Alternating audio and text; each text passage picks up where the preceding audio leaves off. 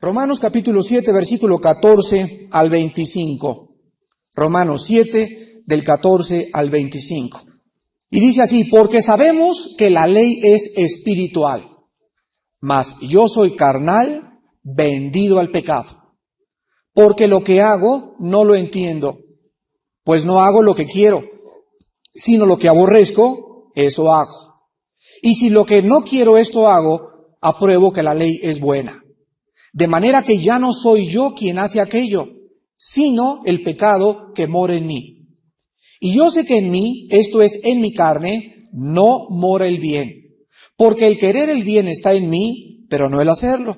Porque no hago el bien que quiero, sino el mal que no quiero, eso hago. Y si hago lo que no quiero, ya no lo hago yo, sino el pecado que mora en mí.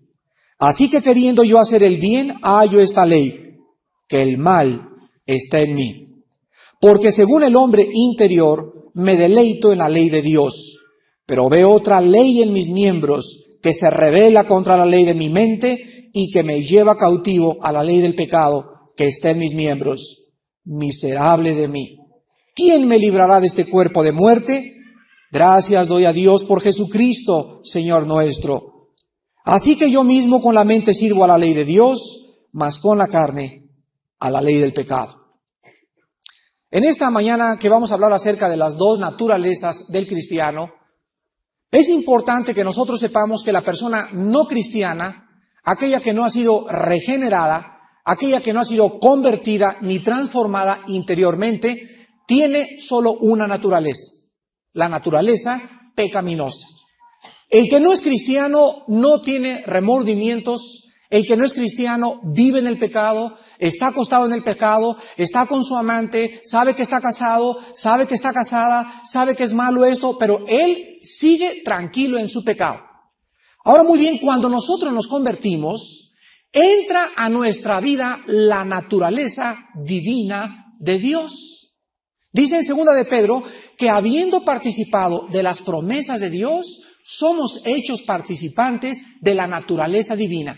Entonces, durante mucho tiempo en mi casa vivía yo. Y tenía un cuadro acá, tenía un sillón acá, tenía esta persiana acá, y todo en mi casa estaba lleno de polvo, abrías el refrigerador y había cochinada, pescado descompuesto, carne descompuesto, y así me gustaba vivir en mi cuchitril.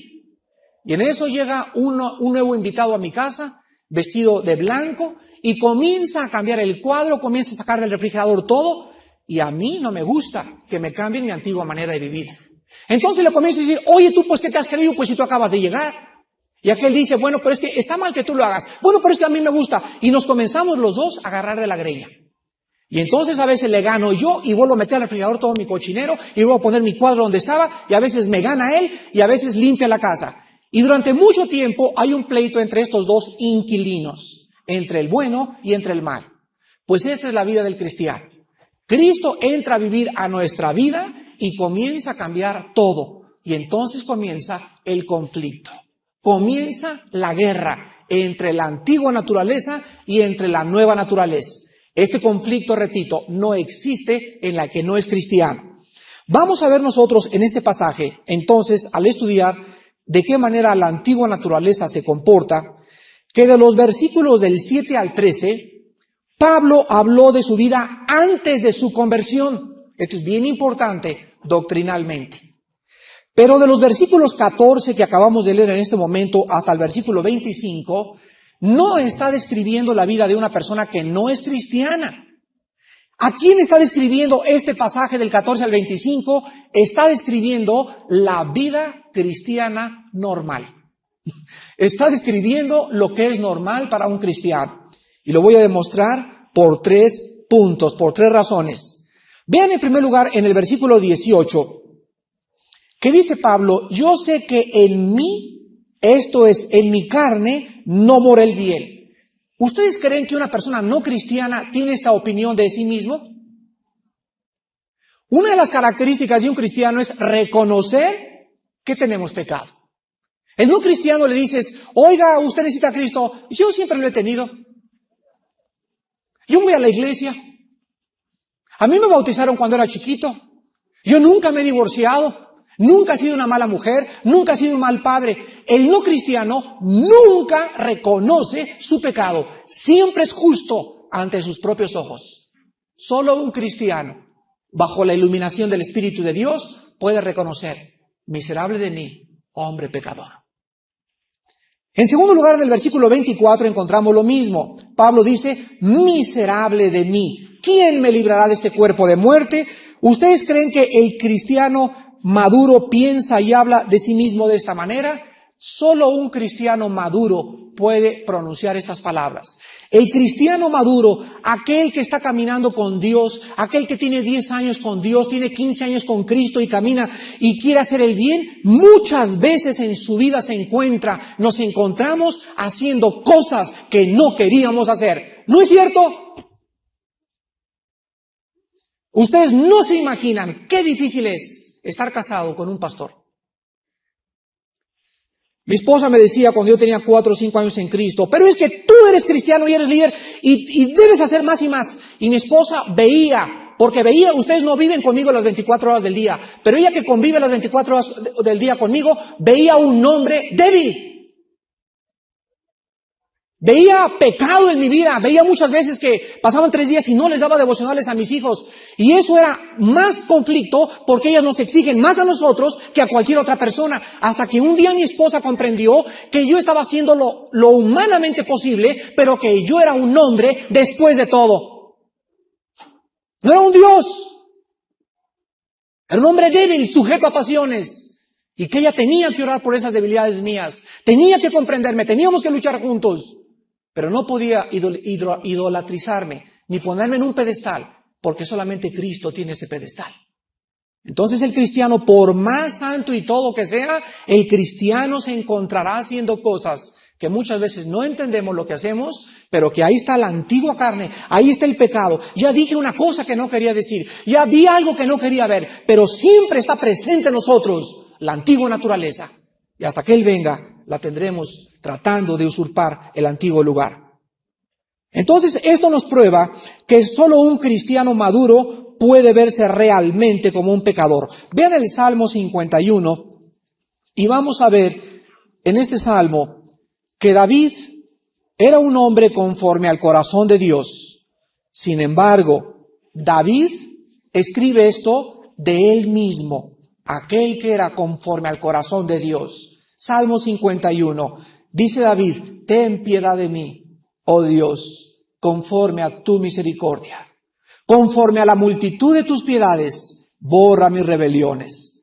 Lávame más y más de mi maldad y límpiame de mi pecado, porque yo reconozco mis rebeliones y mi pecado está siempre delante de mí. Contra ti solo he pecado.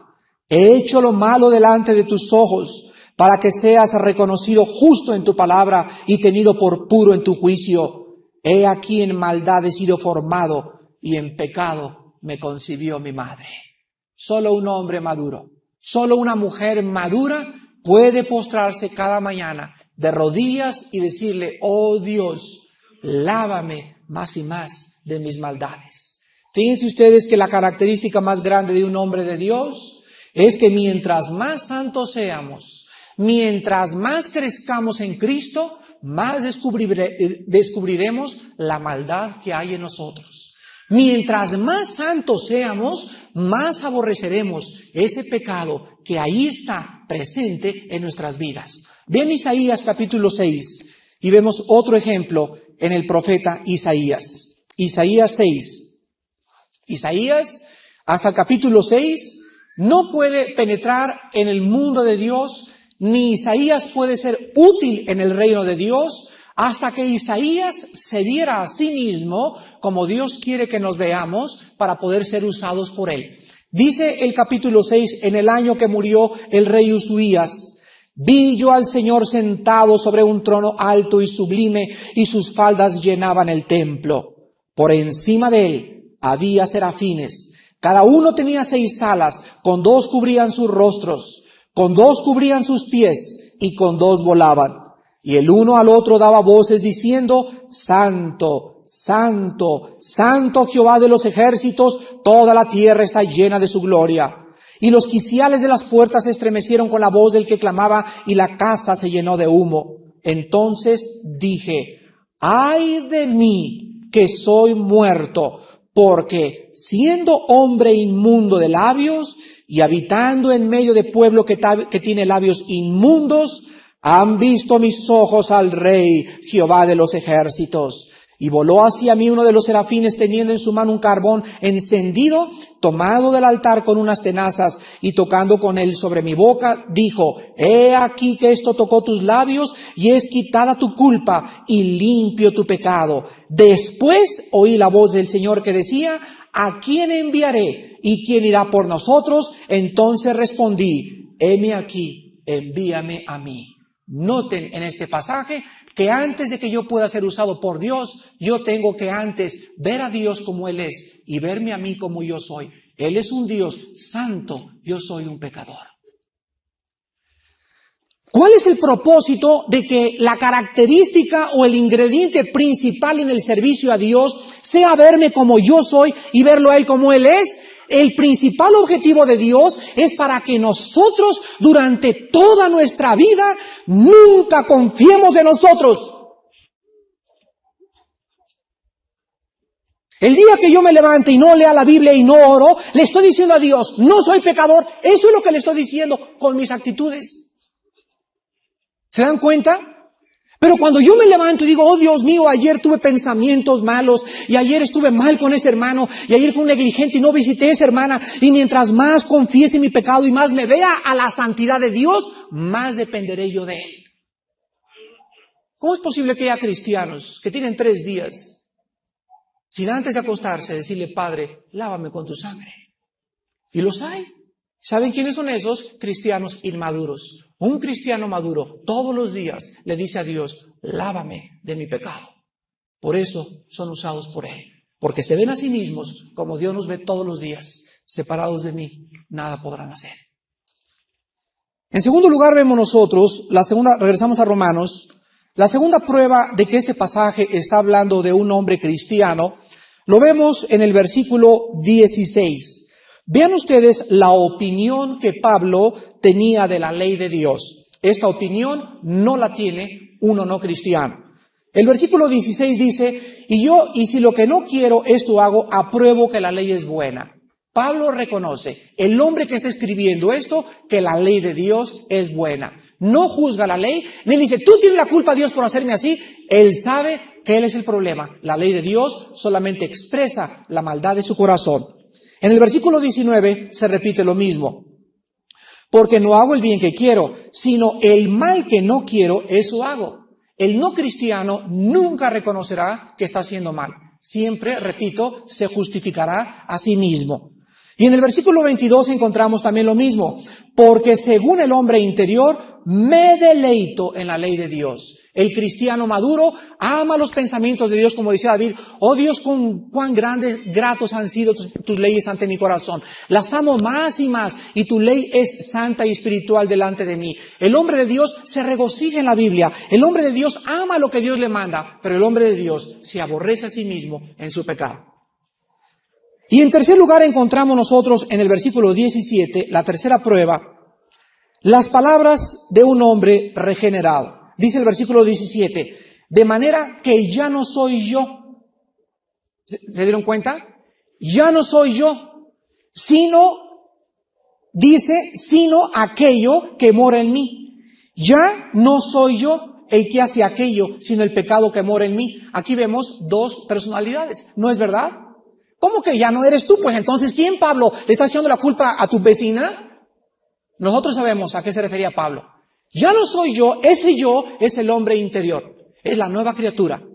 La nueva criatura es santa delante de Dios. Dios, dice la Biblia, nos ve como si fuéramos perfectos. Dice en Efesios, nos escogió para que fuésemos santos y sin mancha. Pero ¿cómo santos y sin mancha si estamos pecando? Espiritualmente Dios nos ve perfectos. En la experiencia y en la santificación nos ve manchados. ¿Ven? Pero el nuevo Armando es justo, perfecto y santo delante de Dios. El nuevo Armando que está influyendo al antiguo Armando es sucio, degenerado, y hasta que Él venga nunca cambiará. Estas palabras nos muestran entonces de que había 2 yo en Pablo. Lo encontramos también en el versículo 20. Y si hago lo que no quiero, ya no lo hago yo. ¿Cómo que no yo? Pues ¿cuál yo se refiere? Al hombre interior. Ya no es el nuevo Pablo, dice Pablo, el que está pecando, sino el pecado que mora en mí. Muy bien, estas pruebas tienen una sola objeción. ¿Por qué Pablo describe su experiencia en términos no solo de conflicto, sino de derrota muchas veces? ¿No es verdad? Ajá, pues el cristiano justo, no, yo nunca peco. Yo soy totalmente un ángel del cielo. Gabriel se queda chiquito junto a mí. Realmente me deberían de llamar a mí el serafín. Quiero que ustedes entiendan, esto nos lo va a explicar Gálatas capítulo 5, que Pablo es un hombre humilde, sumamente humilde, y a él no le da vergüenza, como tampoco a ningún hombre de Dios, reconocer que somos hombres y no dioses. Y Pablo, honestamente, en el capítulo 7 de Romanos, reconoce que muchas veces en su vida él caía. Y lo explica en Gálatas 5 del 16 al 17. Dice Pablo, digo pues, andad en el Espíritu y no satisfagáis los deseos de la carne. Porque el deseo de la carne, o sea, el deseo de nuestro antiguo yo, el deseo de mi antiguo Armando, es contra el Espíritu. Y el del Espíritu es contra la carne. Y estos, o sea, entre la carne y el Espíritu, hay un choque, hay un conflicto, entre los dos hay guerra, se oponen el uno contra otro. ¿Por qué se oponen? Para que no hagáis lo que quisiéramos. Antes de ser cristianos, hacía una cosa y me levantaba y como si nada, ¿no? Los muchachos embarazan a las muchachas y llega la noticia, fíjate Pepito que estoy embarazada. El colmo está cuando llegan con el papá, fíjese señor que su hijo, mijito mira vámonos a Pachuca y ya le dijiste que aborta a tu exnovia o no le has dado algún consejo así y señores usted tiene la culpa para que dejan salir a su hija conmigo. Se dan cuenta, la conciencia está cauterizada de esas personas, no tienen conciencia de pecado. Pero cuando nosotros somos cristianos y hacemos algo malo, se levanta entre nosotros el nuevo yo y comienza una guerra y no te deja dormir, te quita el sueño y te lleva a confesar de rodillas tu pecado delante de Dios. Entonces hay un conflicto en el cristiano y si ese conflicto no existe en tu vida es porque tú no has nacido de nuevo. Regresamos a Romanos y encontramos nosotros entonces que solo un reconocimiento sincero y humilde del irremediable mal en nuestra carne es el primer paso a la santidad. Cuando tú te levantes en la mañana y sepas de lo que eres capaz, cuando tú sepas que cuando vas con tu novia no te imaginas de lo que eres capaz, cuando tú salgas con tu novio y descubras de lo que puedes llegar a ser, entonces tendrás miedo de tu carne. Entonces no saldrás sin que le digas a tu novio o a tu amigo especial o especial, vamos a orar antes de salir. Vamos a pedir su protección, vamos a hacer esto, porque recuerdo durante toda mi vida, Padre, recuérdame durante toda mi vida que el mal está en mí. El pecado, hermanos, mora en nosotros y morará en nosotros hasta que Él venga. Ahora alguien puede decir, ahorita veo a muchos que le hacen así al esposo, ¿verdad? Y que le hacen así a la novia. Yo sé lo que estoy pensando, adivino sus pensamientos en este momento. ¿Saben lo que están diciendo? Ya ves, por eso me eché mis chelas anoche. Ya ves, si el hermano dice que él es pecador todavía, entonces yo también puedo seguir viendo la pornografía que estoy viendo. Y a veces que no soy perfecto y por eso te cachetadas hace 3 o 4 días. Miren hermanos, cuando un cristiano toma como ocasión la libertad que hay en Cristo para pecar, no es salvo. Pablo está hablando de aquellos pecados que no queremos hacer. El bien que quiero hacer, no lo hago. Pero cuando tú quieres ver pornografía voluntariamente, cuando tú vas y sírvame la destribo y dices, ahorita el Bacardí de una vez aquí, así lo quieres y lo disfrutas y te pones hasta el gorro y disfrutas tu estado de borracho, es porque no eres salvo. Aquí está hablando de cristianos que, bueno, ya te levantaste 2 días sin orar y ya vinieron los cuates y te tomas una copa y te sientes mal, ¿Qué estoy haciendo aquí de repente? Oh Dios mío, he vuelto a pecar y caes de rodillas y lloras por tu pecado. De eso se está hablando Pablo. No de aquellos que usan, bueno, si tenemos pecado, pues tengo que seguir pecando. Está hablando de aquellos que están peleando y sufriendo, llorando con lágrimas por aquellas cosas que nos arrastran a hacer las cosas que no queremos hacer. Entonces, no confundan ni perviertan la palabra de Dios. Ahora vamos nosotros a ver entonces que el secreto de la vida cristiana es que la única manera, apunten esta frase, la única manera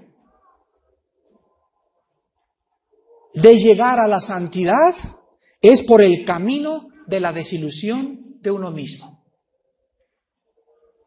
La única manera de llegar a ser santo realmente en toda la manera de vivir es desilusionándote de tu propia carne.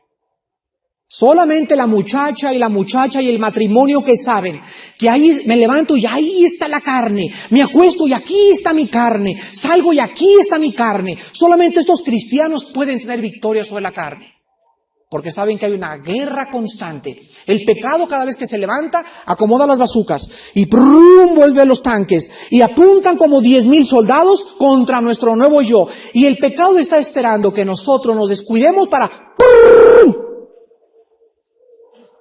El traidor lo traemos dentro de nosotros. Dale la espalda. Voltéale la espalda a tu carne y te va a destrozar. Posiblemente a lo mejor te lleve hasta como vivías antes. Hay cristianos que se vuelven a revolcar en el lodo de donde Dios los sacó. Ahora dice el versículo 14, sabemos que la ley es espiritual, mas yo soy carnal, vendido al pecado. Repito, la ley representa la perfecta voluntad de Dios, por lo cual tiene que ser espiritual. Todas las cosas de Dios son espirituales porque Dios es espíritu.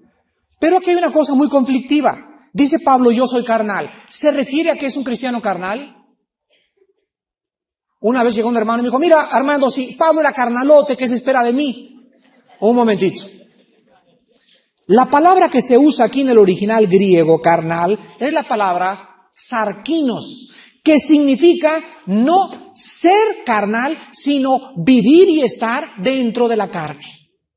Entonces, cuando decimos yo soy carnal, significa que no soy totalmente espíritu, sino que tenemos carne y espíritu. El cristiano es la mezcla de dos mundos, la carne y el espíritu, el mundo físico y el mundo espiritual, el malo y el bueno. El cristiano vive una dualidad. Entonces el cristiano es carne y el cristiano es espíritu. Lo mismo pasó con Cristo. Cristo era 100% humano y 100% divino. La mezcla de las humanidades de Cristo se muestra cuando tengo sed. Solamente una persona con un cuerpo puede tener sed. Vamos a descansar. Solamente un hombre con la humanidad de un hombre pide descanso. Quíteme a la gente porque yo estoy cansado, dice Cristo. Solamente un hombre con la humanidad de un hombre puede tener esas manifestaciones de un ser humano. Cristo lloró ante Lázaro. Solo un ser humano puede llorar. Cristo en la cruz gritó, Dios mío, ¿por qué me has desamparado? Ahí la humanidad de Cristo sufría porque era en la carne donde llevaba el pecado, y en ese momento la humanidad de Cristo manifiesta en su máxima expresión el grito de angustia que nace dentro de su humanidad, diciéndole, Señor, en mi humanidad es horrible separarme de ti. En su espíritu Él era perfecto y siguió siendo perfecto, pero en su humanidad Cristo llevaba el pecado por nosotros. Si no entendemos esto, no vamos a entender por qué Cristo sufrió en la cruz del Calvario. El Mesías tenía que ser hombre, pero al mismo tiempo tenía que ser Dios. Ahora dice en el versículo 4 también la última frase, porque yo estoy carnal, vendido al pecado. Quiero decirles lo siguiente, todos los verbos del versículo 14 al versículo 25 están en tiempo perfecto en el original griego. El tiempo perfecto en el griego indica una acción completada en el pasado, el presente. El tiempo perfecto indica una acción en el pasado completada con resultados presentes. Y el tiempo presente implica algo continuo o una acción en proceso. Y todos los mensajes y los verbos del versículo 14 en adelante están en tiempo presente, menos la palabra vendido. La palabra vendido está en tiempo perfecto, que indica que fue vendido y sigue estando vendido. Entonces nos muestra que aunque Cristo pagó por el pecado en la cruz del Calvario, Cristo no quitó el pecado de nosotros en la carne. Lo quitó en el Espíritu porque somos nuevas criaturas, pero seguimos teniendo pecado. Esto lo enseña Juan. Primero de Juan 1:8. El que diga que no tiene pecado, se engaña a sí mismo. La Biblia nos muestra que no somos perfectos, que tenemos el pecado. Y esto significa que todavía hay carne entre nosotros, que somos carnales muchas veces y que seguimos estando vendidos al pecado, o más bien nuestro cuerpo está vendido. Por eso el cuerpo no va a ser regenerado. Versículo 15. Porque lo que hago no lo entiendo. No hago lo que quiero, sino lo que aborrezco, esto hago. Aquí vemos entonces las dos naturalezas. Lo que hago no lo entiendo, pues no hago lo que quiero. ¿Cuántos de ustedes se han encontrado diciendo cosas que no querían decir? Llega tu vecina a tu casa y ¡cállate, babosa! Y en ese momento te dice tu vecina, oye, no son maneras de que me hables. O creo que no estás hablando como una cristiana. Y de repente dices tú, pues no me importa ahorita, ahí estás dominada por la carne. Pero te calmas a los 15 minutos y dices, Dios mío, ¿pero por qué dije esas cosas si no las quise decir? ¿No es verdad? ¿Cuántas veces en la iglesia tienes una actitud de, alguien te empuja y, mira, ¿dónde estás, ¿Y por qué me pones el pie? Y de repente te acuerdas, ¿por qué reaccioné así si soy cristiano? ¿No es verdad? ¿Cuántas cosas hacemos que no entendemos, hermanos? ¿No es verdad? Pero las hicimos involuntariamente. Las hicimos porque simplemente se manifestó en ese momento más fuerte la carne que el espíritu. Esto nos muestra entonces que hay cosas, como dice el versículo 15, que hacemos y no queremos hacer, pero nos las encontramos haciendo. El versículo 16, y si lo que no quiero esto hago, apruebo que la ley es buena.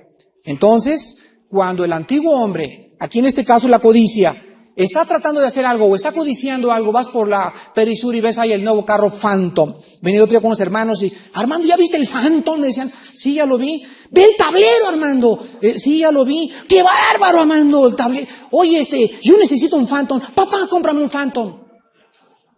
Eso se llama codicia. Es como ver una muchacha que no es tu esposa. ¿Ya viste esa muchacha? Sí, ya la vi. Pero vela bien. Bueno, pues si la veo bien, la voy a codiciar. ¿No es verdad? Entonces está muy bonito el Phantom y está lo que quieras, pero cuando tú sabes que no tienes para un Phantom y que solamente tienes para un bochito, entonces ya estás alimentando tu carne. ¿Te das cuenta? Sin que te des cuenta, estás echándole de comer a la carne. Y a los 15 días se puede volver una obsesión y a los 20 días vas a querer comprarte un Phantom. Y a los 2 meses pides prestado para tener un Phantom. Y a los 4 meses cae el juicio de Dios sobre tu vida por pedir prestado. Así es la carne. Entonces hay que comenzar a dominar ya los ojos. Pues qué bonito Mercedes-Benz, ¿verdad? Está precioso. Y ya, ¿para qué pienso en él? A lo mejor me viene el Señor y ni siquiera lo puedo pasear ni por Chapultepec. Entonces comenzamos a dominar la carne y a conformarnos con lo que tenemos, porque teniendo sustento y abrigo, estemos contentos con eso. El otro día me encontré una pareja de hermanos de aquí de la iglesia y estaban pellizcale afuera en una paradora ahí cerca de Perisur y le jalaba y él le hacía así y le jalaba y llegué por detrás y a los dos les piqué así las costillas, ¿no? Brincaron y me vieron y le dije, hermanita, ¿qué cosa?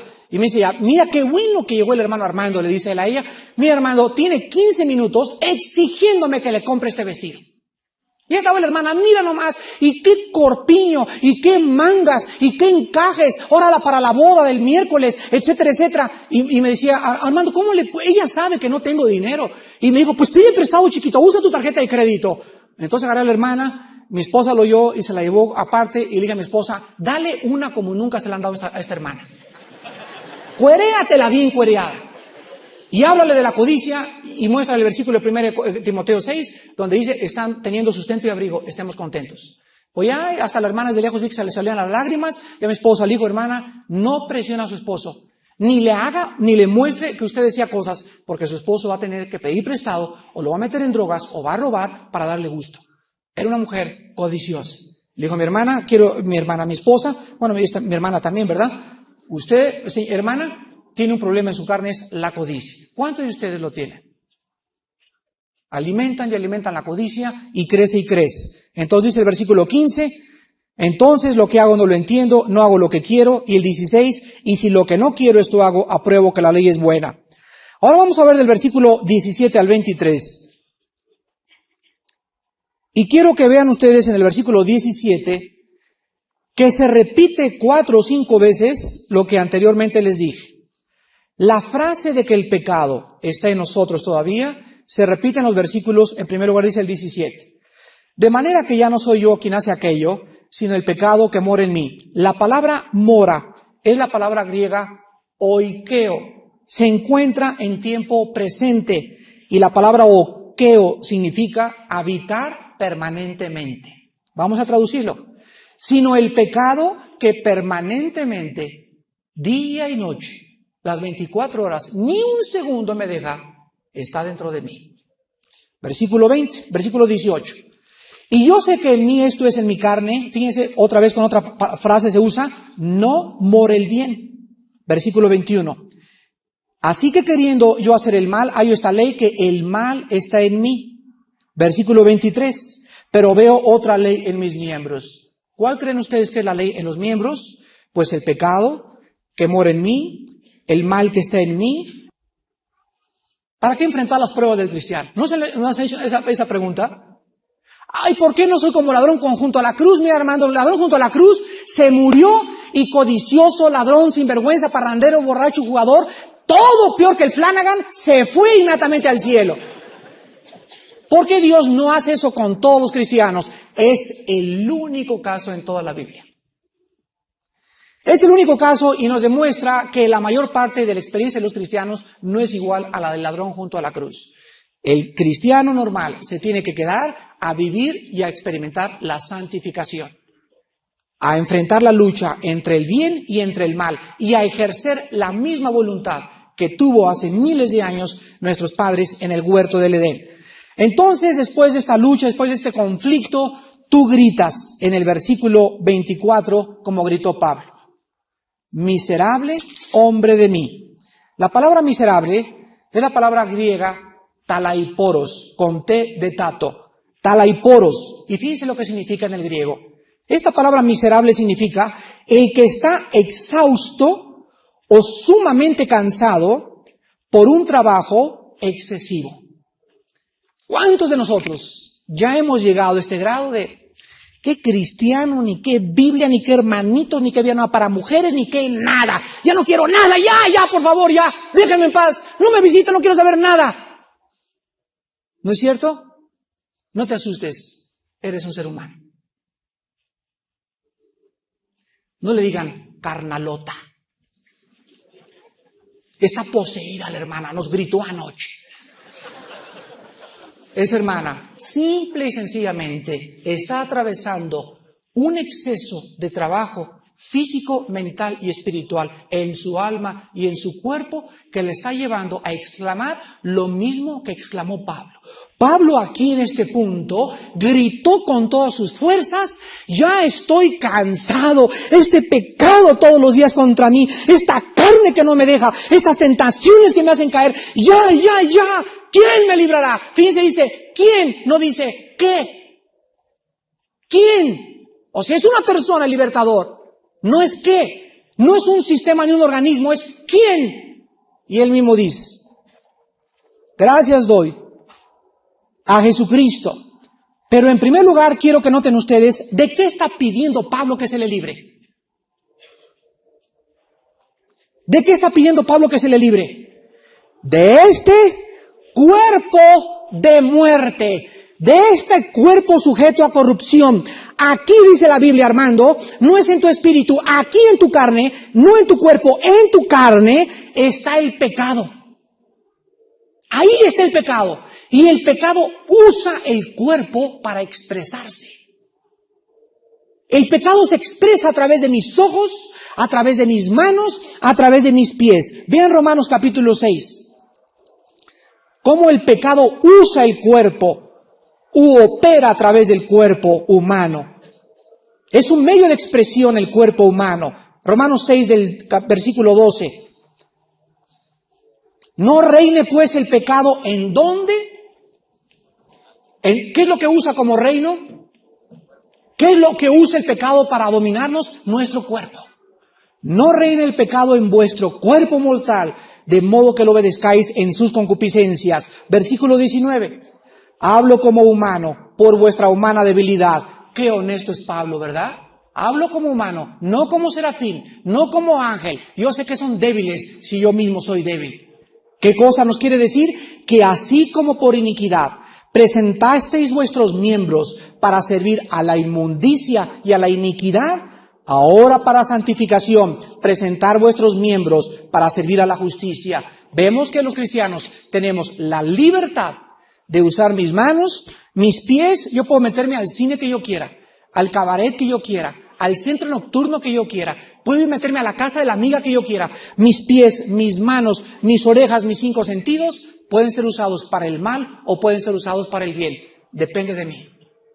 Hay mucho ruido ahí atrás, a ver si pueden callar un poco el ruido. Y en último lugar, hermanos, en el versículo 25 del capítulo 7, Pablo dice, gracias doy a Dios por Jesucristo Señor nuestro.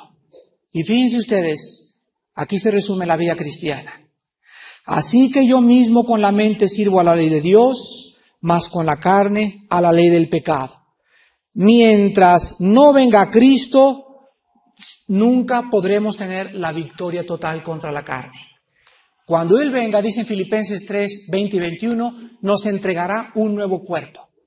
Gracias doy a Cristo, dice Pablo, porque algún día seré liberado de este cuerpo de muerte. Pero mientras Él viene, mi mente, Señor, te pertenece. Amo en mi mente tus mandamientos más que cualquier otra cosa y tus mandamientos son mi gozo continuo.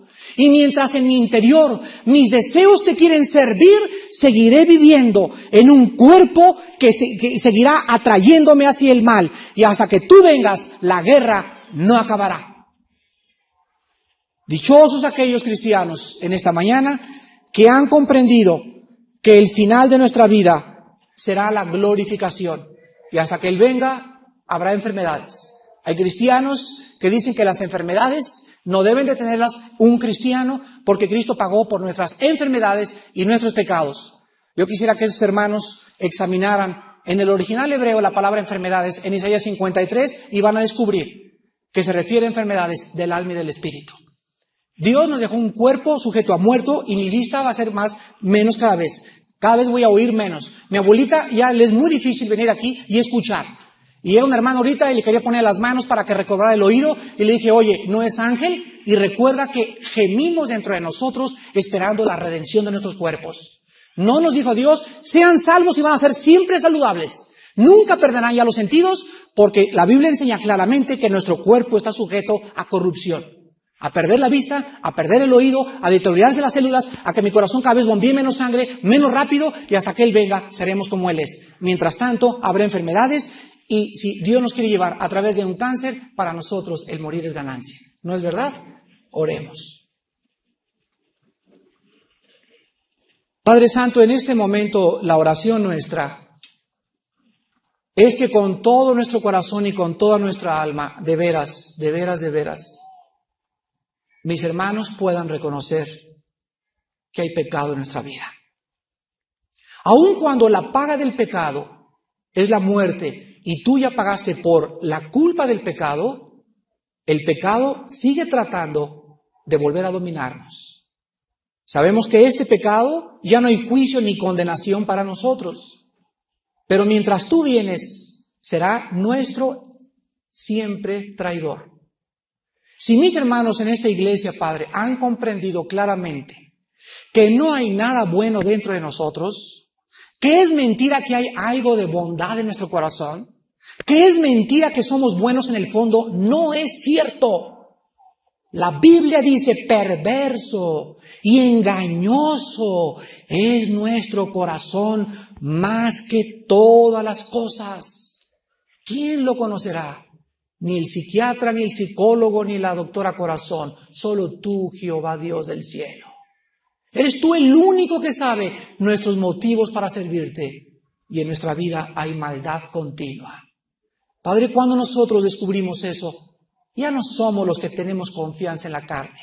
Ya nos levantamos y, oh Dios, lávame, perdóname, fortaléceme, ayúdame, medito en tu palabra, voy a estudios bíblicos porque estoy peleando en guerra continua contra mi antigua naturaleza.